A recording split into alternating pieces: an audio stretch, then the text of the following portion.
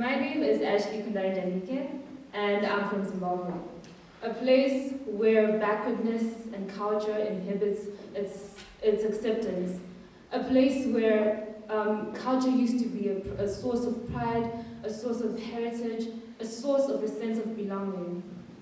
Growing up, I remember that I got my very first cultural dress when I was about 13 years old.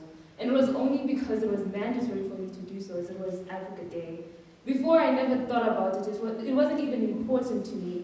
And I regret that every single day.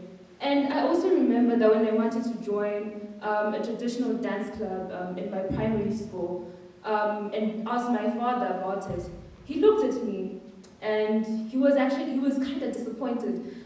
He asked me, why would you want to do that? That's so uncivilized. I mean, look at me, look at yourself. Do you think that really reflects who you are as a person? And I accepted these norms. I accepted what he said to me because for me, I just didn't want to question these biases. I thought it was normal. I accepted without question. And when I came here to UWC, seeing so many people embrace their cultures, seeing so many people being proud of where they came from, being proud of who they were as a person, being proud of their cultural identity. I had an identity crisis.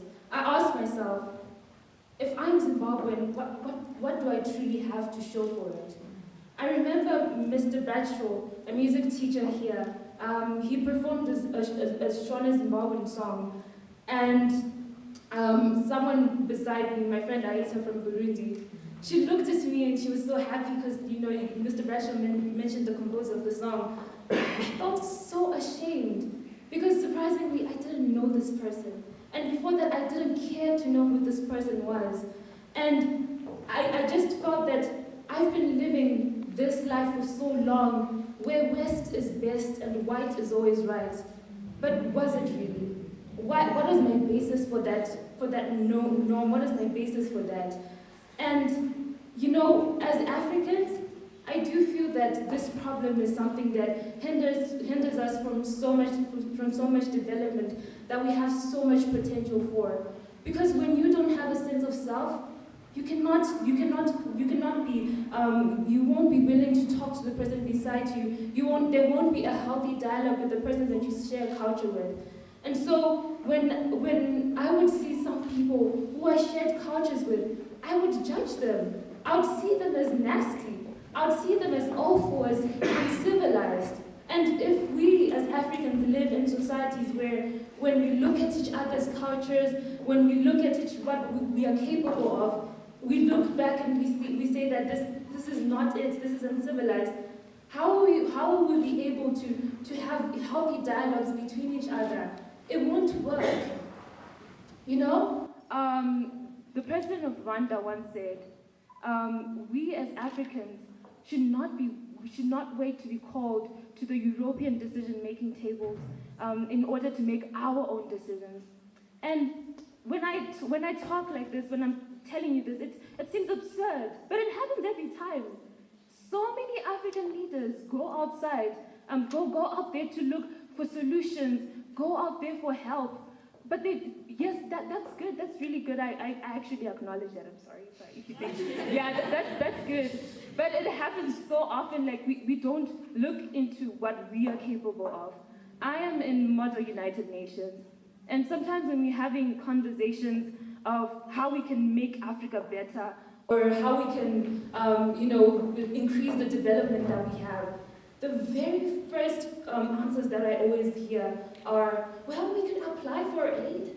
Like every single time, why aren't you believing in what we can do? Why aren't you believing in what you are capable of? These are years and years of conditioning. You've been told that you're not worth it. You've been told that you're not capable of coming up with very great ideas. Now, according to International Monetary Corporation, 70 to 90% of pharmaceutical drugs used in Africa come from outside. They're imported here. And because of that dependence on those pharmaceutical drugs, so many people are dying right now because of a shortage. And I would blame those people for not giving us enough drugs, But then I ask myself, why can't we make our own? Like, I want to be a doctor, right? And so, like, well, I really hope that I'll learn outside, and I hope to come back. I am going to come back to fix my Zimbabwe.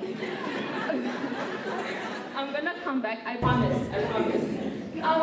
But then, if there are people like me, right, who are going to be doctors, like who get the same education as the people who we are importing the drugs from, why is it so hard for me to look into the medication that can help solve all these health issues in order to save this? Why is it so hard for me to feel or to think that I can do it, that my fellow people can do it, that we don't need to import all these drugs, that we are important?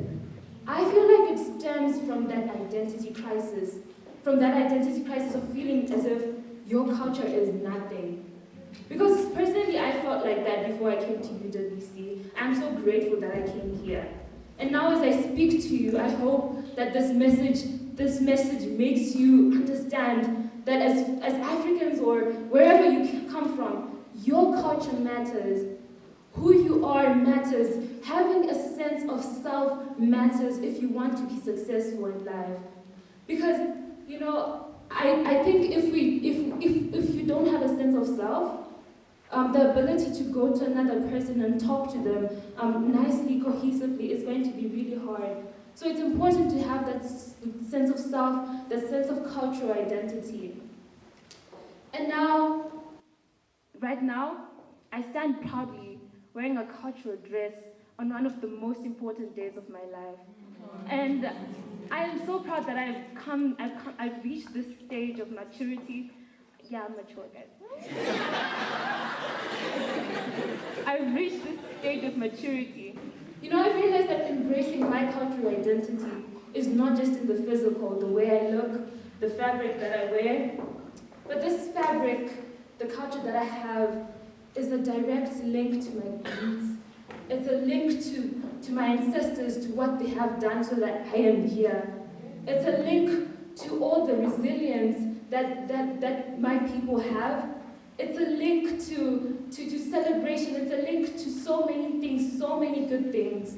So now I ask you, for all the cultural crisis that you have right now, what is that basis of understanding? Why do you think that what they have said about you is right? Have you sat down to think about what you believe in? Because I feel that so many of us are gullible. We take what our parents say to be true. Yes, we believe you, parents. We love you so much. But I do think that it's important to sit down and ask yourself, is this right? Like, do I resonate with this? Is this okay for me? Because my parents right now, they're living, they're growing and all that. But now, me, I have a cultural identity crisis. I didn't know who I was. I know that coming to Eswatini to learn here would just help me with that notion that I lived by, that West is best, like coming to an international school. But it surprised me so much, and it just surprises me so often, that so many people here are able to be their own selves, and they are not influenced by just one set of rules or just one set of culture.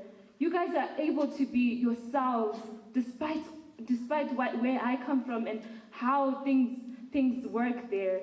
So being in this room, being at this school was such a blessing, and I hope that people will be able to embrace their cultural identities. Challenging cultural stereotypes is a process of relearning, unlearning.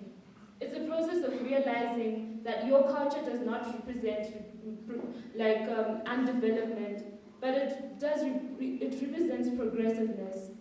And while culture is not static, it's dynamic, I do feel that having your cultural identity is a place to start. It is a foundation from which you can start on. Because if you don't have a foundation, you can't build anything. With that, I thank you.